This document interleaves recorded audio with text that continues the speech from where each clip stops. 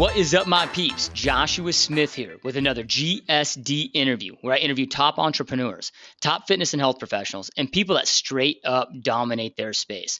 These are people that do not accept mediocrity. They do not accept a life of average. Instead, they get clarity on exactly what they want in life. They take massive action and choose to turn their dreams into a reality. Real quick, if you've not done so already, go to www.gsdmode.com. On the homepage, there's an area to subscribe. Please take a second and do that. You'll receive all of these podcasts along with our Gsd Knowledge Rounds and a ton of other cool content we're always creating automatically sent to you via email. This will ensure you do not miss any of this amazing and free content. From there, you can connect with me personally on Facebook, YouTube, Instagram, Twitter. I engage very, very actively with my audience, so hop on there, engage with me, and we'll rock and roll, man. So if you guys have any questions, we also just started a new round called Gsd Knowledge Round, where every single week I answer all of your questions. Any questions that you have, whether it's about your business, about health and fitness, or just life in general, any questions that you guys have, I analyze the questions every single week in any area that I feel I have expertise in, that I may be able to serve and support you by answering. Those questions are broadcasted live on our GSD TV channel and our podcast. So any questions you have, you want featured on the show, email me at joshua@gsdmode.com. Lastly, if you're listening on iTunes or Stitcher, please take a quick minute to give a 5-star rating and a positive review. I greatly honor and appreciate all you listening and for all of your support. And it really, really means a lot when you guys share these interviews, when you give us those positive ratings and reviews. So thank you again for doing that. And please make sure you do take the time to do that. So, all right, you guys, it is time to dive in.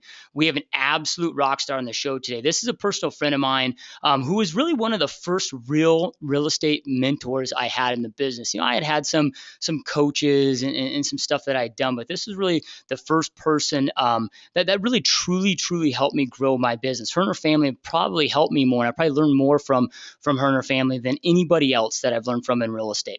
So again, I'm absolutely stoked for today. So our guest today is $1 billion producer. So yep, you heard that right. She has closed more than $1 billion in real estate in a pretty short amount of time as well. She has a mega team in Virginia Beach. This year, she's on track to close over 1,000 homes in one single year. She's built an absolutely epic business in a fast amount of time. And I'm not just talking about a business where she makes a ton of money. Yes, she's extremely successful monetarily, but at also the same time, you guys, she's very involved in her community with her church and with her family, which is rare in the business world. So today I'm pumped, honored, and excited to have my good friend on the show, Chantel Ray. Chantel, welcome to the show. Thanks so much for having me. Yeah, no, it's an absolute honor. I've learned so much from you over the years. I'm really stoked and excited for our listeners to learn from you as well. You know, you and I don't know when it started, but I think it was like 3 or 4 years ago. We were in a mastermind together, and you know, you were doing like, I don't know, $80-100 million, something sick amount of business and sales. And I was kind of stuck around this 40 million mark, and I didn't know you outside of just talking on this mastermind. And I called you up and I'm like, hey, do you mind if I jump on an airplane, just be a fly on the wall in your office, kind of shadow you and just watch what you're doing? And you were kind enough to allow me to do it. And that was kind of the start of our relationship. And since, man, I just can't tell you how much I've learned from you. And it's such an honor to have you on the show, and an honor to have you as a friend.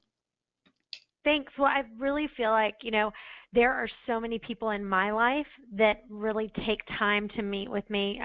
You know, I know you've heard of Liberty Tax, but he has, you know, probably, I don't even know, thousands of locations all over the country. And he's actually based here out of Virginia Beach.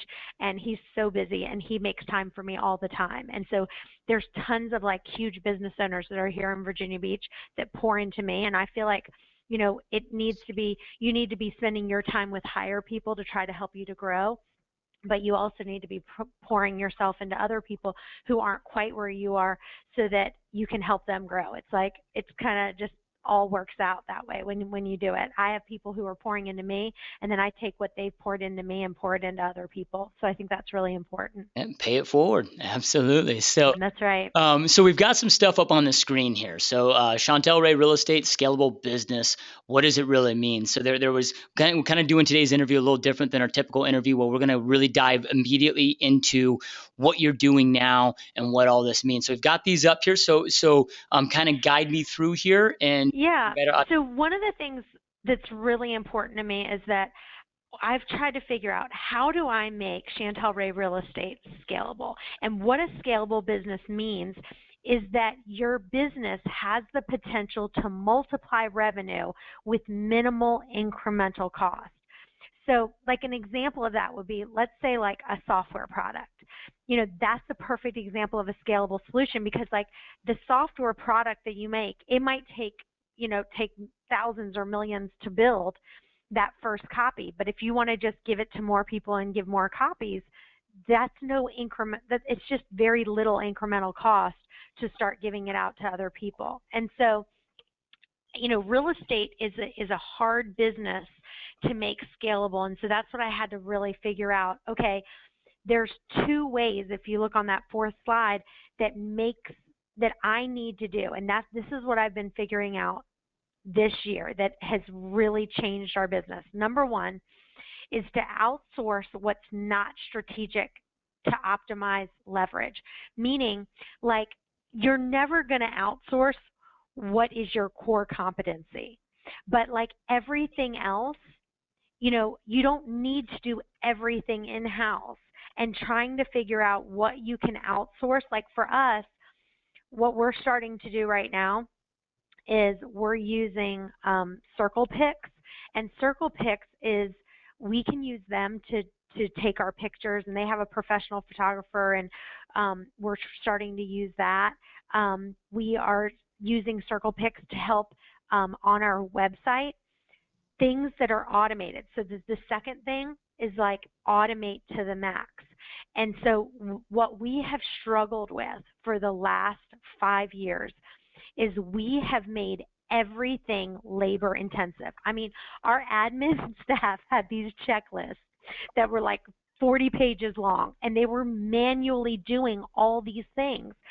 And so finally I went to our staff and I said, listen, we have to do two things. If we want to grow, number one, we have to start outsourcing things that are just non-strategic to us. And we just started anything that wasn't absolutely crucial, we started outsourcing. And then the second thing is, we just said, how can we automate every little thing that we do? For example, we used to have an admin call the seller. We did these weekly seller calls that says, hey, I just wanted to check in, wanted to see if everything was okay. Do you have this? Do you need this? Do you, all these, kind of quality service things. And that was just taking up hours and hours of our day. Now we have something that we're using called a slide dialer. And basically it automatically, we have this message that we do, and we leave a message we put the phone numbers in, and it makes all these phone calls for us. It's an automated system. And so something that would take my staff 4 hours to do is now taking no time at all, because they're just entering these numbers. Our system automatically uploads them, and now it automatically makes the call. Number two, if you go on my Facebook page, if you go to chantelrayrealestate.com, our Facebook page, everything is automatically fed to our Facebook page. So when I get a new listing, there we go again. We were spending probably a good 10 minutes for her to take the picture, upload the picture, put you know what I mean? 10 minutes to upload it on Facebook. Well, we're listing sometimes 10, 15 houses a day. Just think about 10 minutes for her to take each property. 10 times 10, that's 100 minutes right there that we're now saving, because we've created an automated process.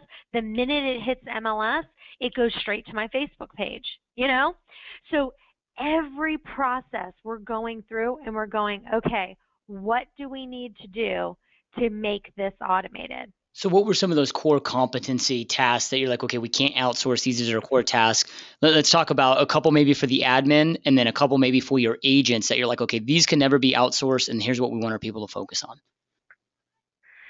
Yes. So one of the things that for our things that we wouldn't outsource is things like scheduling the walkthrough or scheduling the home inspection. That's just not something that we're going to outsource. But something we could outsource is the photography. to another company that as soon as it's an automated thing where they know that we have it listed, they schedule it, they set it up, and they set up the photography for the house. Okay, and then on the agent side, obviously I know we're probably talking about listing presentations, buyer consultations. Was there anything that we were able to... Yeah, there's some things that we outsourced as far as automating, like our listing presentation, so that when an agent is at the house, we have a great video that we now send people if they watch it ahead of time. That's an automation that we've created that I've now sent over in a very video that someone can watch, and hopefully they've watched in advance. If they've done that, it makes the agent not have to spend as much time at the listing presentation. Because if they're spending 10, 15 minutes going over this listing presentation, when you have a video that can really show things and you can make it short, and we have like an 8-minute video that goes boom, boom, boom, explains everything, that now is saving time for that agent in an automated format. Yeah, so really they show up and they're just touring and really just discussing price at that point, right? Because you've already probably discussed Exactly. And, exactly. Yep, awesome. I love it. So if you go to that next slide, we have completely changed our business. Okay, my business doesn't even look the same as it did 1 year ago. We have made a 180-degree turn. Like, it's not even funny. Our business is 180 degrees different than it was a year ago. We've completely changed things. So, for example, before, all of our agents did both listings and buyer side, so we didn't have it split up. And we finally changed it to where we now have listing specialists and buyer specialists. And we're now implementing where we have showing agents as well. So when a brand new agent comes on board with us, they start off as a showing agent, and they can just help our seasoned buyers agents who are too busy to handle, running around with buyers. So then they now work as a showing agent where they go around and show properties. And then the other thing is we have a full inside sales department. So it used to be where we used to have agents on duty from 8 to 10, 10 to 12, 12 to 2, and so forth, and they would take the calls directly. Now I've hired a full staff. I have a director of inside sales, I have an assistant sales manager, and I have about 5 inside sales people that are all from Cox, Verizon, Geico, all people who've left there that know inside sales really, really well, and they are there to answer those phones and set the appointments. And then, obviously we have our full admin staff, and now we're looking to expand where we're expanding other locations, and we are looking to franchise. Okay, a couple cool questions. So I'm looking at this model here. So number one, you went to the ISA model, which we're seeing a lot of people do, and it's working very, very well for a lot of people. Now you mentioned, okay, these people are I'm getting from Verizon, getting from Geico, and you don't have to necessarily talk about specifics as far as like the dollar amount that you pay them, but how do you compensate them? Like, is it a salary plus a percentage of each closing? Is it just a percentage of each closing with that? Yeah, our salaries are around $30,000 plus bonuses based on the amount of appointments that they set. And then our sales manager is around $60,000 and plus bonuses, and our assistant manager, I think he's around $40,000 plus bonuses. Okay, so I'm seeing here, so you've got CR, Chantel Ray, so that's you, then you have a CEO that then reports to you, and then all the heads of these departments are reporting. So really, you've taken your real estate business and turn it into just that, an actual business, right, which very few do. So I love this diagram that you've shared with us today. So how often are like this director of inside sales, director of sales, director of admin reporting to the CEO, and then the CEO reporting to you, and what does that process look like? Like, I mean, how often are they, what do they have, what kind of numbers do they have to report to them, whether it's daily, whether it's... Yeah. So one of the big things that I did, and it's been definitely a game changer for me, is that I've made it where I've created goals. And you saw if you look at the next page, it doesn't tell you all of them there, and I'll tell you some specifics.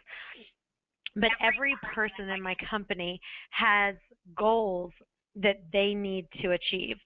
And they have minimum goals and then they have goals that they're trying to hit. And so, for example, one of the goals for one of my people, our accounting person, is to make sure that we stay within budget, within 10%.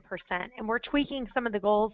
We want to make sure every one of the goals are very, they're just like measurable. So like keep expenses to budget within 10%. Like volume. Every single month, Thomasina has a goal, our CEO. She has a goal that she has to hit, and it's different for every month. So let's say in March, it might be her goal is 14 million for that month, but in June, it might be 18 million, but then she has a minimum one that she has to hit. And so it might be, hey, your goal is 18 million, but your minimum might be 14 million. And it goes, hey, if there's a couple months where we're not hitting this minimum goal, we need to sit down and kind of evaluate, hey, are you the right person for this job? She has a conversion rate. All of our leads and all of our appointments for inside sales and for our agents, they have to be at a certain conversion rate. And if you're not at this conversion rate, hey, we need to have a sit-down talk. Turnover. If our turnover rate is over 30%, and we're going to have turnover, we just are. We had the highest turnover we've ever had this past year because, like I said, we've completely changed how we've done business. And so when you start making changes where you're 180 degrees from when someone first started, it makes it very difficult to keep people. So, yeah, absolutely. People have a tough time with change, but here's the brilliant thing, and here's why you're so successful. I mean, there's a lot of reasons, but one of the reasons is you are always changing. Every time I have a conversation with you, you're like, "Oh, dude, my business is so different than it was last time we talked." Every time that we talk, and it's like every 6 months that we talk. But that's what's brilliant, right? It's not the strongest that survive; it's those that adapt to change the quickest and the best that survive. If the strongest survive, dinosaurs used to be roaming, right? So that's why, because you've built this amazing business, and it hasn't mattered if it's traditional business, REO.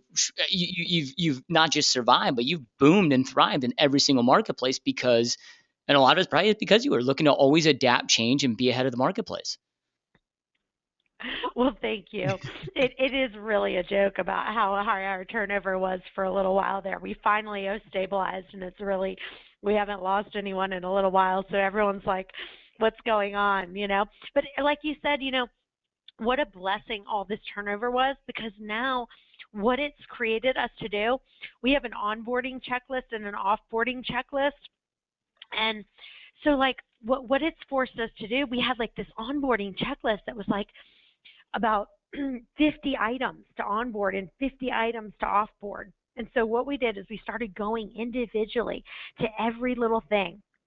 And I'd be happy to kind of share with you my onboarding and offboarding schedule. But things like this, like we had on there, we started going through, and she said, look, we can't keep losing people because, we need a full-time person just to onboard and offboard. And what it created us to do is to go through each item. One of the items was like a fax line, okay? And we started looking at it, and we're like, we went to all the agents. We said, listen, how many of you guys are using the individual e-fax line that we have for you? Every one of them's like, never. We never use our e-fax line. Every agent just scans a contract to us and emails it to us. And so we went through and said, why do we need this fax line? Forget it. Let's get rid of it. We got rid of it. Things like adding people to the printers. We just said to them, like, we were adding them to the printers and putting them off the printers. And we asked the agents, we said, how much of a pain would it be if every time you needed to scan it, you just had to type in your email address? And they were like, that's not a huge deal. We're like, great. So we're getting rid of that. That's coming off the thing.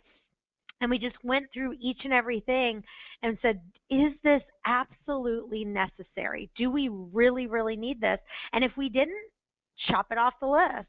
Yep, slight. And so our our onboarding and offboarding list really has gotten a lot smaller. So let's talk about lead generation, because I know that's one thing that you've always really fascinated me with, because you're a lead generation machine. Right before we hit the record button, you mentioned something about one of your kind of key measurements for one of your people is 1,000 unique visitors to the site every single day. And I know you're a lot of radio, internet advertising, you get a lot of leads coming in every single day. What does that look like on a daily Mm-hmm. business? What are some of the things that the market's always changing and adapting. What are some things that you guys are doing today that you're just slaying it right now in the lead gen? Yeah. And before I even talk about that, I want to say this is that I feel like marketing is like a 5-man basketball team. Okay? So like when we talk about marketing, do you like basketball, by the way, I played it when Josh? I was like 13, but I know enough about it. Okay. So when you have basketball, not everything is the Michael Jordan that's going to get it into the basket. There's still 4 other guys on that court, and even though Michael Jordan is the one that got it in the basket, those other 4 people had a huge positioning in him being able to make the basket. Does that make sense? Yep. And so it's like you kind of have to understand that, because a lot of times what people do is they go, oh, well, I'm not going to do this because I didn't get a lot of calls on it. And that's just not how marketing works. The way marketing works is that, someone might hear us on the radio and then see us on TV, and then they, then drive by our office and then happen to see us on Facebook, and then brought it, that's what brought them in. And so we are doing a lot with social media. We're doing a lot with Facebook and LinkedIn and Twitter, and we have a full-time person, but we do a lot with YouTube. We're starting to do a lot with YouTube. We do some TV. TV has not been a huge producer for us, but again, TV is never our Michael Jordan, but it did have something to do. It was the other 4 players. TV is a player. It's just not the Michael Jordan. Does that make sense? Yeah. And when it's really dominating the obscurity issue in your area. Like people can't go anywhere without seeing your stuff. It's just giving. Yeah, and that's really what we try to do. Is we try to, every time they turn around. So we do retargeting, where people are seeing us on the internet, and when they go searching for stuff, they're going to see our banner ads that we have up. We're doing a lot of that. We definitely do Google AdWords. Yeah, can we break that down a little bit more? And I apologize to interrupt, but before this interview to my audience, Chantel told me to interrupt there, even though that's normally not my style. Yeah. So retargeting, I think, is something that most real estate agents are missing the boat on such a huge level. It's like everybody wants to go out there, and I get a question a day from a real estate agent all over the planet about what direct mail piece should I be sending out. I'm like, I don't know if you should be sending any, but if you're going to, and if you've already been farming for a long time, maybe it works for you. But if you're going to, send them to a site where then you can retarget to them whether they join or not. So talk about retargeting. It's something that I'm using as well. And talk about different things that you're doing with retargeting that are really, really killing it for you. Okay. So what is retargeting? Retargeting, it converts what I say window shoppers into buyers. So generally, like they say, 2% of shoppers actually convert on the very first visit to an online store. So what retargeting does is it brings back the other 98%. And so they might have gone to your site, but maybe they were like 8 months out from looking to buy a house. Because when someone's looking to buy a house, a lot of times they're not the A player right then. And so what happens is retargeting works by keeping track of people who visit your site, and you display your retargeting ads to them as they visit other sites online. And so technically it basically just puts a JavaScript tag into the footer of your website, and that code creates a list of people that visit your site by placing like this anonymous retargeting cookies in their browser. I don't know if I'm getting too technical for you or not, but basically what it does is when they come to visit your site one time, then it knows that you went there, and then later on it just produces these online tags,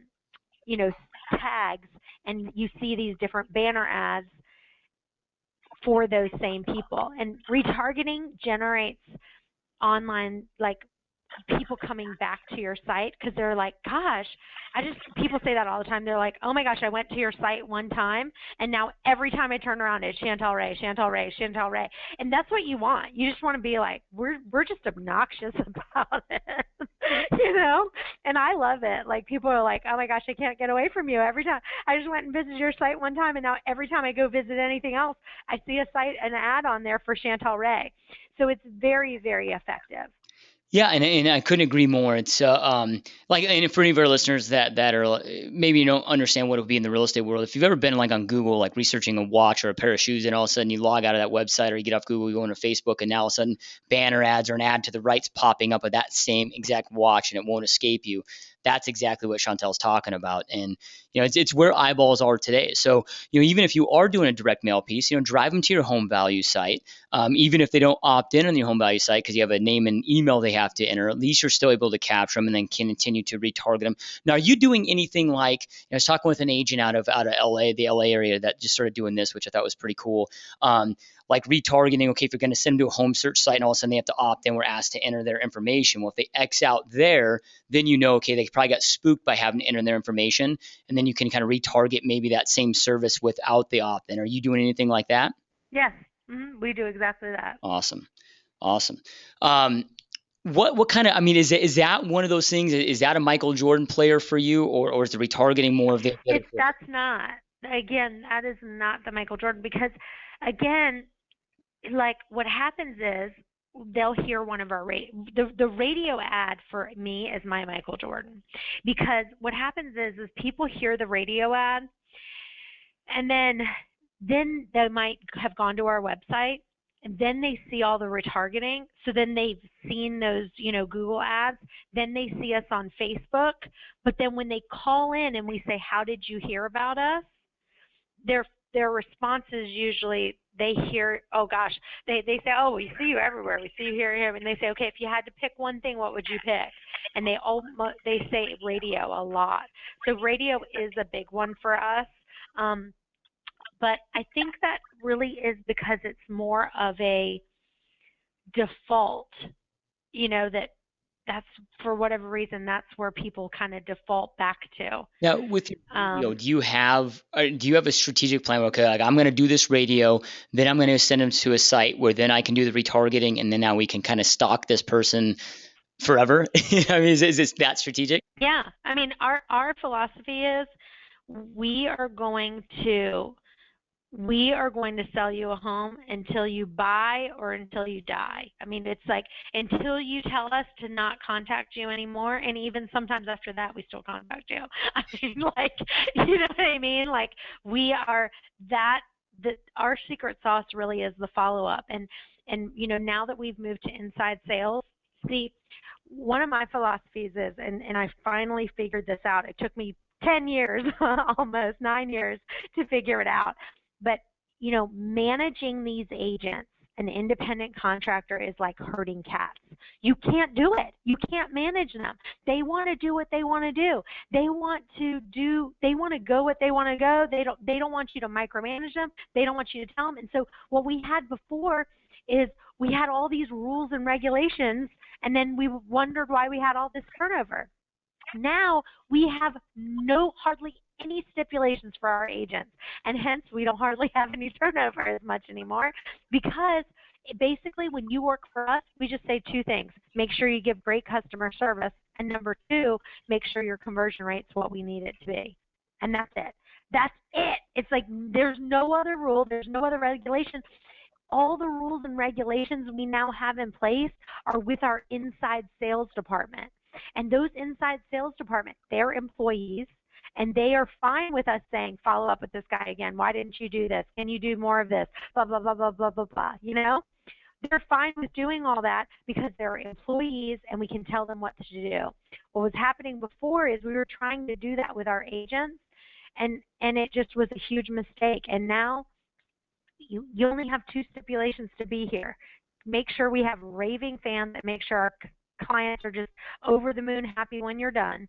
And number two, make sure your conversion rate's what we need it to be. And besides that, you have no other rules to be here on an agent with our company. Do you see what I'm saying? Like, we used to be so heavy-handed.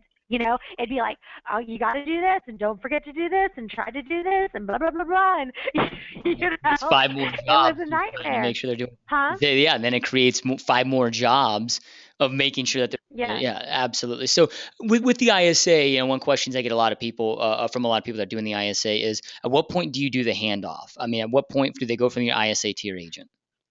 From the appointment. So we set the appointment and we keep all the leads in house. And once we can set an appointment, it hands off to the agent.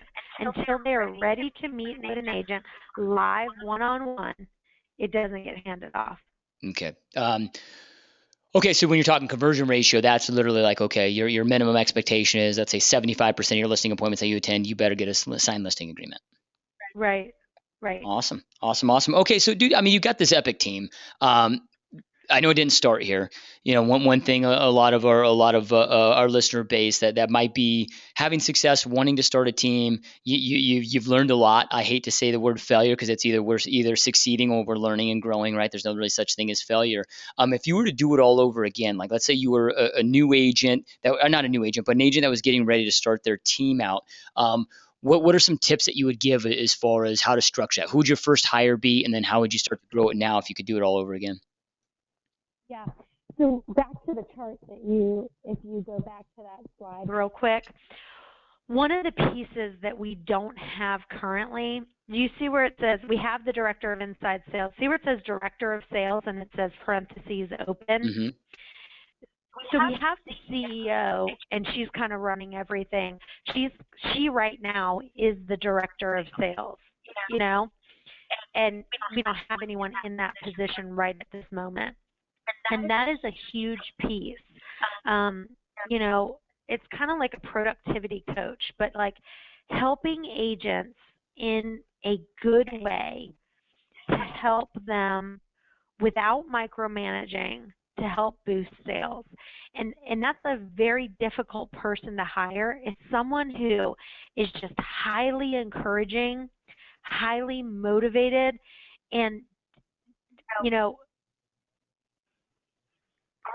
the girl who is our CEO, and I love her, but one of her weaknesses is she would be have a tendency to be like, okay, you need to do more. How they say it's the Oreo sandwich. It's like you tell someone something good and then tell them what they need to work on and then tell them something good.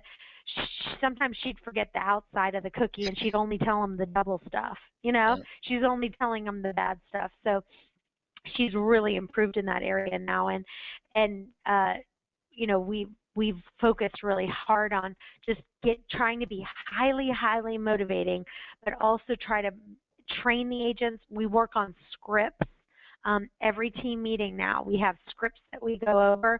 We talk about scripts on price reduction, and just different scripts that we just sit there and in the meeting, instead of us telling them what to do, we hand them a script and they have a partner, and it's like, okay, let's have you practice this with your partner and then come on up to the microphone and share it with the rest of them.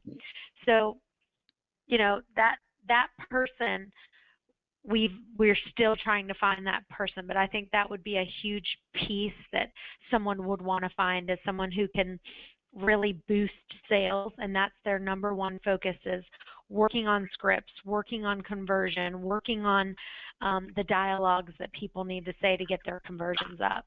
Because one of my biggest problems was, I'm telling you, I know how to bring in leads and generate leads like nobody's business. I always have.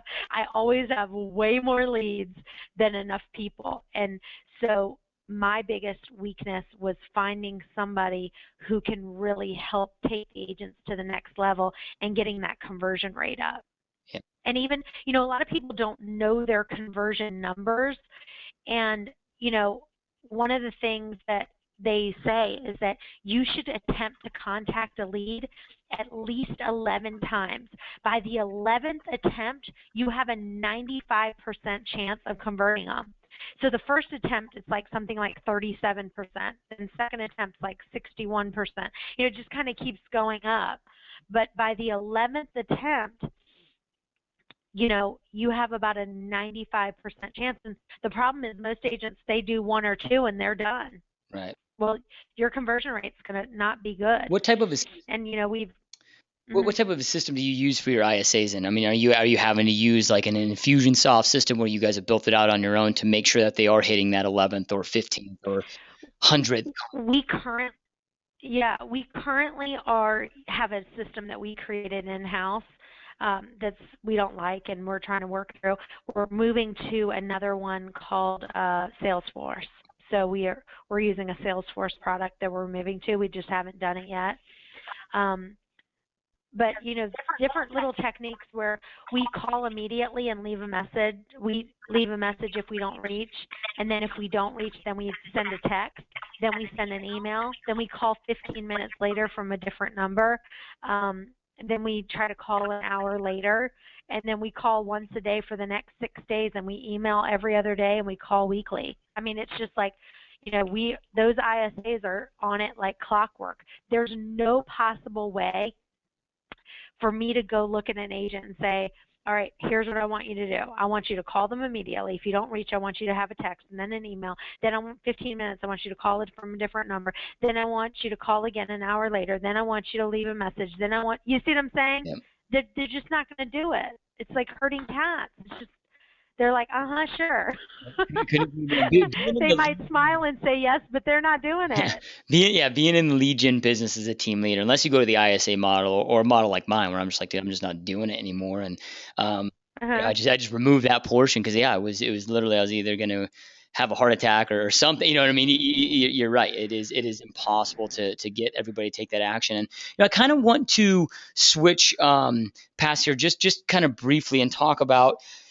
I mean, obviously, dude, you've created this epic, amazing business, and that's what it is. I mean, like today, if those of you that don't know you, I mean, you don't, and we kind of talked about this before the call, but you don't get involved in any day-to-day task. Like, you don't get involved in anything unless it's a growth task. I mean, you are a true CEO of your organization, or I guess you have a CEO that works in your organization, or just a true owner of the business.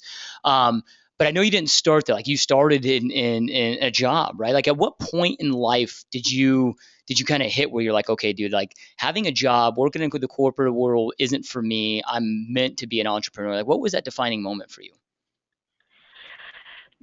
I hired I am a little bit strange in the sense that I hired a buyer's agent when I wasn't even out of training yet.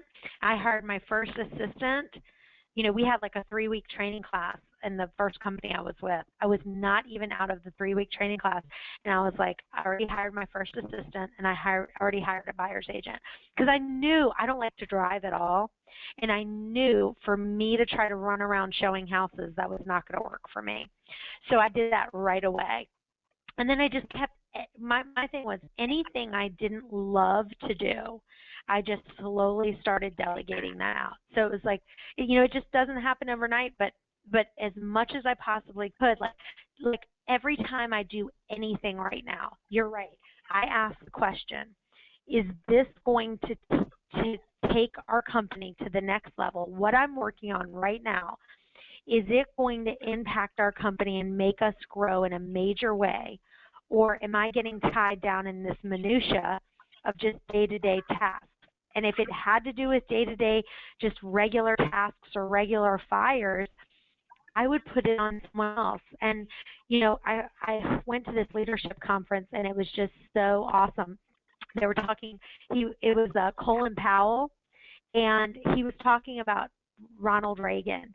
And he went into his office one day, and he was looking at him, and he was asking him, he was like in a panic mode. He's like, what do you think I should do? And da-da-da-da-da. And he looked out, and he's like, don't the birds look nice out today? And he looked at him, and he was like, listen.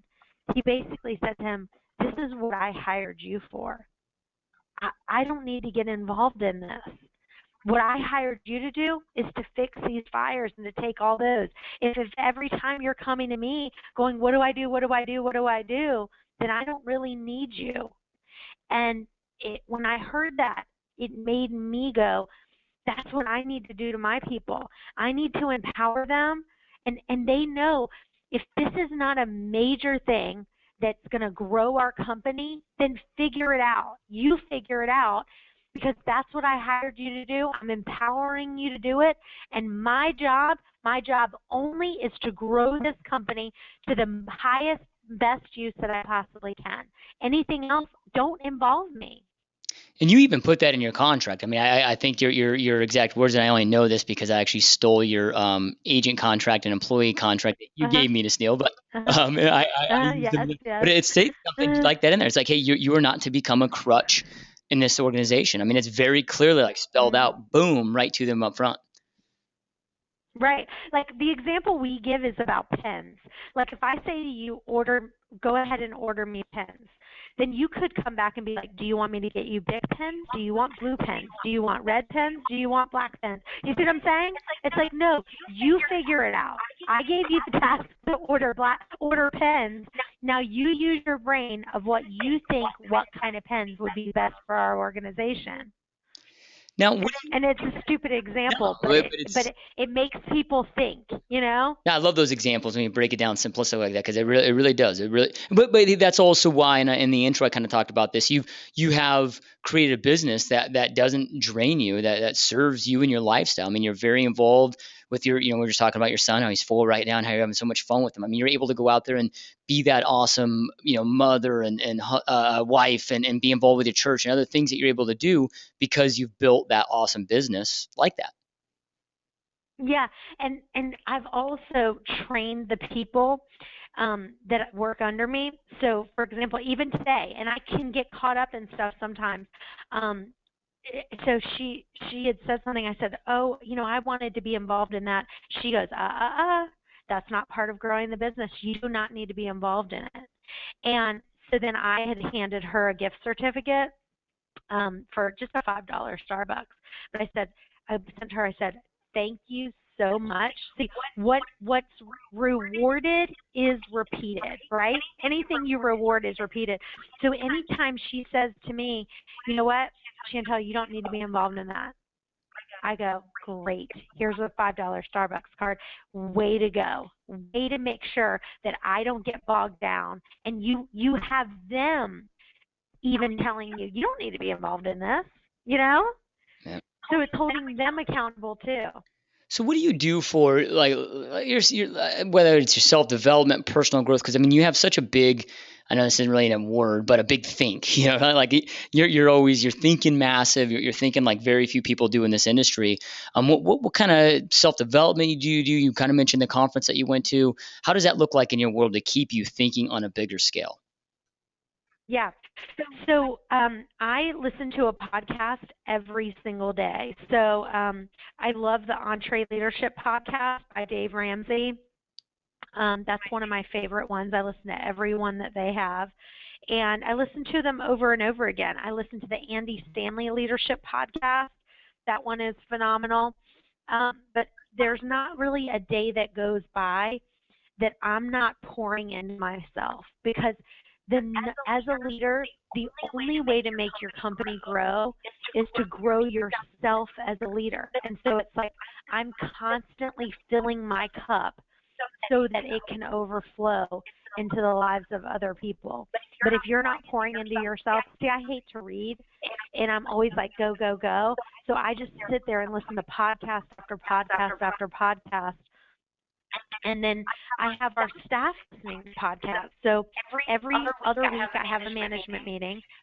I have them do the podcast as well. They've listened to every single Entree Leadership podcast there is. And then I have them come back to me and say, what can we implement into our business from this podcast? And everyone has to write like a little summary. They email it out, and then we talk about it in our management meeting and say, how are we going to apply this to making our business faster, bigger, more productive, and I just keep rewarding that. Anytime someone comes in, I just had one of my staff come to me and goes, oh my gosh, I have a perfect way for us to get rid of 4 steps from our checklist. And she's right. She found a program that will literally take off 4 steps from our checklist. I am going to reward her like nobody's business. I write her a handwritten note. Go take your family out to dinner. Fantastic job. When we are at the team meeting, I'm like, you're amazing. That was awesome. I make a huge deal about it, This is an amazing thing that Heather just came up with. She just came up with a way to take out 4 steps from our checklist. Yeah, that's awesome. I love that. Now, when you're doing those meetings, just out of curiosity, do you do your management team meeting every other week? Do you combine those or have a combined meeting with your sales agents, or is that totally different? So every other week we have a meeting with our team. Then we have a meeting with our management team. So every other Tuesday we meet with the agents. Every other Wednesday I meet with the management team. Gotcha. So what does okay, you've got all these goals dialed in. You're focused on your self development every single day, which I think is absolutely amazing. What is your kind of your planning and reflecting look like? Do you take a pause every single day to really reflect and analyze and plan to see, okay, what do I need to improve? What do I need to eliminate? You know, I definitely need to get better at that. One of the things that we do is on a quarterly basis, we go on a little mini retreat with all my management staff. And we just go, it's nothing major. Sometimes it's just a Saturday that we take from like 9 to 3. And we kind of like eat our way through it. We go to breakfast, and then we move to a lunch, and then we go to a dessert place, and we just kind of get out of the office and just brainstorm. We also do things. We have something called beer and brainstorming on Friday afternoons, where several Friday afternoons we just get together with agents and buy them beer. We take them to get appetizers and drinks. And just, again, we came up with a bunch of things that we can improve and make better.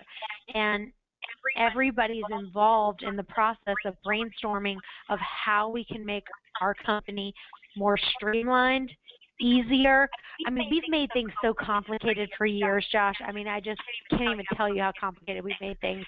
And now we're undoing it and going, how do we make this simple, just simple and easy? And we're really working hard to do that. Yep. No, I dig it. Yeah, and I think, and I know you're because you're in your shoes, you don't see it, but I know when I've spent time with you, one thing that's amazing about you and just kind of watching in action, that's what these podcasts are listening to podcasts like this are absolutely amazing. But one of the reasons was, because I think actually when we were meeting for the first time, your husband asked me, he's like, dude, why are you here? Like, why, not in a mean way. But he was like, why would you fly out here? A lot of these questions can be done over the phone. And my response to that is, well, yeah, the questions can be done over the phone, but you can't see people's intentions. You don't see their intensity. You don't see how diligent they are. And one thing about you, like if people haven't experienced and watched you, like you are so uber focused, it's insane. Like one thing, for example, getting your hair done. I think you went to the point where you even have a whole setup at your house now because you're like, dude, I don't have time to go to the salon, do all this stuff and see my family, whatever. You're so intentional where you're like, okay, I'm going to, that is an activity needs to happen in my life, but I'm going to create the environment at my house so then they can come do it on my time. And then I can be as effective and as efficient as I possibly can in my world. It's absolutely powerful watching you, dude. Thank you. Well, the key really is it is really about delegating. Like, I really do. I say this all the time, but like besides spending time with my family and having sex with my husband, everything else is delegatable. Besides that, spending time with friends and family and, having sex with my husband, everything else I can delegate out. It's true. It's really true. Yeah, awesome. I love it. So, and to have a life, because otherwise, I think we're a lot of real estate agents. I've been guilty of this so many times in my life too. Is we allow ourselves to get sucked in so deep that then you get to a point where there's just no excitement. It doesn't matter how much money you're making. You're just miserable, and you have a business that's draining from you. And what's the point of doing all of this if it's not something that why build something cool if you don't love it? Mm-hmm. Okay, so just a couple quick questions. I know you're busy and you got to get jamming here, but let's say you're a brand new agent starting over right now. Like maybe you have $500 to your name. You just got your real estate license. You don't have your team, obviously, or let's say you got picked up and had to move to another state. Whatever it may be, but you only have $500 to your name. Brand new agent, all by yourself, but you know everything that you know right now. Like you've retained all your experiences, all your knowledge, everything that you've learned in real estate as of right now. What would you do immediately? Like, what's the first one thing or two or three things that you would immediately go out there and do right away to start rebuilding an empire like you've created today? Let's see. I would probably say I would really try to focus, you know, Facebook really has some great ways that you can create ads to target people for about a penny a person. So you can reach someone and you can reach, like, you know, you can go in there and find ways to target people who are just sellers, you know? So you can target people with just with just a penny a person is what it costs. So that's kind of what I would say, is to try to use easy mediums like social media to try to get the word out there. And I would try to say find systems that are like websites that can help automate some of the processes, since you don't have the admin staff to help you. Yep. Love it. Love it. And some of those websites, like for some of you listeners that maybe don't have the money to invest into, one of the expensive sites, like Chantel's using Salesforce, which I'm sure is going to be, or in the middle of getting that going, which I'm sure is an expensive build out. But there are free sites out there like Podio, Podio. Actually, this podcast is being recorded right now and go through GoToMeeting. They're the ones that have created Podio, and it's totally free. It's a good contact management tasking system that you guys can use to eliminate some of those tasks, remind yourself without having to invest monetarily. So what's next, dude? I know last time I was out there, which, gosh, about a year ago now, you were in the middle of thinking about franchising. Where are you at with that? Kind of what's next for you? Yeah, we've got about over 100 pages of our franchise docs written in our guidebook. So hopefully in the next 6 months we are looking to franchise, and so we're really, really excited for that, and just finding people who would be a great fit, that say, hey, I'm great at customer service, I'm great at kind of running a team, but all the processes and systems that we've spent thousands and thousands of dollars to create and implement, they have all of that at their fingertips. So I'm really excited about it. So yeah, no, that's awesome, man. And so how would that, like, okay, I'm out here in Phoenix, Arizona. So let's just say, hey, I've got my team going. I'm not an owner broker, just an agent that runs a team. Maybe that's something that I want to, how does that process work? So basically what we do is we provide you all these different sites that we've built to kind of make things automated and streamlined. We give over to you so that we are going to take care of all the inside sales. So our inside sales department is just growing and growing. And what we're trying to do is when you do marketing in your area in Phoenix, it's actually going to come to my inside sales department here. And so they will take care of the call. They will set the appointment for your agent. And so all they have to do is go out and meet the client. So that's part of the secret sauce. Yeah, so it's just that plug and play. Essentially, okay, you've got to fill most of the bodies. Not the inside sales agent, but you got to have maybe the team lead, listing agents, buyer agents, and then everything else is a deliverable product to you. If you go back to that chart that I gave you, so if you go back to that chart that I showed you, basically we take care of the yellow and we take care of the red, and you're going to take care of the blue. Yeah, awesome. I love that. Like the green, you're taking care of the green and the blue, while we take care of all the yellow and the red. Killer. But I do have to run. Josh, you're good. So we'll get you jamming just before we wrap up here. So number one, thank you so much for being here. I know how busy you are. Absolutely honor you being here. Any last words for our listener base before you hang up? Any last things for them to go out there and really just crush their business in 2015, whether they're a real estate agent, team leader, owner, broker, mortgage professional, or just an entrepreneur? Any last words of encouragement you want to share before you head out? Yes. I will leave one last thing, which is my favorite Bible verse, which says, "Those who honor me, I will honor." And so my encouragement is to always do the right thing, even when it's hard, and God will honor you back for it. Yeah, I love it. Well, thank you so much, Chantel. We greatly appreciate you Thank being you. here. And to our listener base, you guys, information without implementation is just delusion. So you've heard from one of the top people on the planet, a lady that closes 1,000 homes every single year, which is really just unheard of. So make sure that you're taking a lot of the nuggets you guys hear today, put it into action, take action, implement immediately. And again, Chantel, thank you so much. It was an honor to have you on the show and greatly Thank appreciate your you. time. All right. All right, Bye-bye. take care. Bye-bye.